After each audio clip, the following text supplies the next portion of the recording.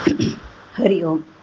आज शुक्रवार 26 जून 2026, शके 1948.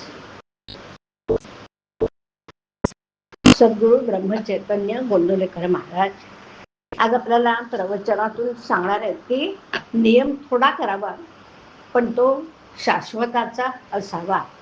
ऐकूया.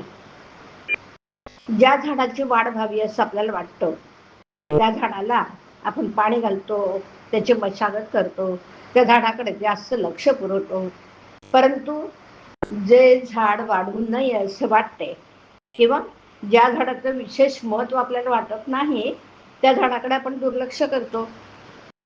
तसं जेणेकरून परमेश्वराच्या ठिकाणी बुद्धी स्थिर होईल त्याची जोपासना करावी. देहाकडे, विचारांकडे, विषयाकडे दुर्लक्ष करावं म्हणजे आपोआपच त्यांचा विसर पडेल. ज्याप्रमाणे एखाद्या झाडाची जोपासना करताना त्याला गुरडबुराने खाऊ नये, मग त्यांच्या पोटी कुंपण घालावं लागतं, त्याप्रमाणे परमार्थ हा कुंपणातच ठेवावा. तो जितका गुप्त राहील तितका चांगला. त्याचं प्रदर्शन झालं तर त्याला दृष्ट लागते. म्हणून परमार्थ हा कोणाच्या नकळत परंतु अत्यंत आवडीने करावा. झाड लावल्यावर ते किती वाढले हे कुणी रोज उकरून पाहत नाही. त्याप्रमाणे अनुभवाच्या प्रचितीच्या मागे लागू नका, त्यामुळे प्रगती खुंटेल. हट्टी आणि व्यसनी माणसे एका दृष्टीने मला आवडतात कारण त्यांचा हट्ट भगवंताच्या मार्गाला लावला की झालं. परमार्थात नियम थोडाच करावा पण तो शाश्वताचा असावा. म्हणजे काय? जेणेकरून भगवंताचं प्रेम लागेल याबद्दलचा असावा आणि तो प्राणाबरोबर सांभाळावा. जे अत्यंत थोर भाग्याचे असतात त्यांना ध्यानमार्ग साधतो. हा मार्ग फार थोरांचा आहे. ध्यानामध्ये जगाचाच विसर पडतो, पण त्या अवस्थेमध्ये दिवस काय पण वर्ष सुद्धा जातील पण त्याच्या देहाला काही होणार नाही. आपल्यासारख्याला साधनात साधन म्हणजे भगवंताचं ना.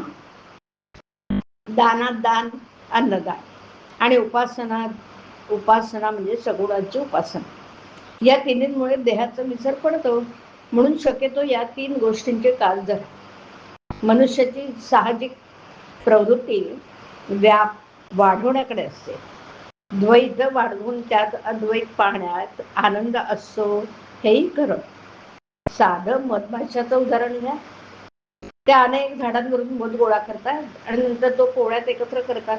असा एकत्र केलेल्या मधाचा केवढा गोड साठा होऊ शकतो बरं. अशा रीतीने सर्व द्वैतामध्ये एक अद्वैत म्हणजे एक राम पाहायला शिकावं.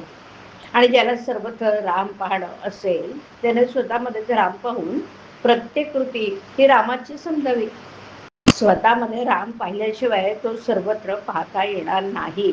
तेव्हा स्वतःचा म्हणजेच देहाचा विसर पडल्याशिवाय सुख लाभणार नाही.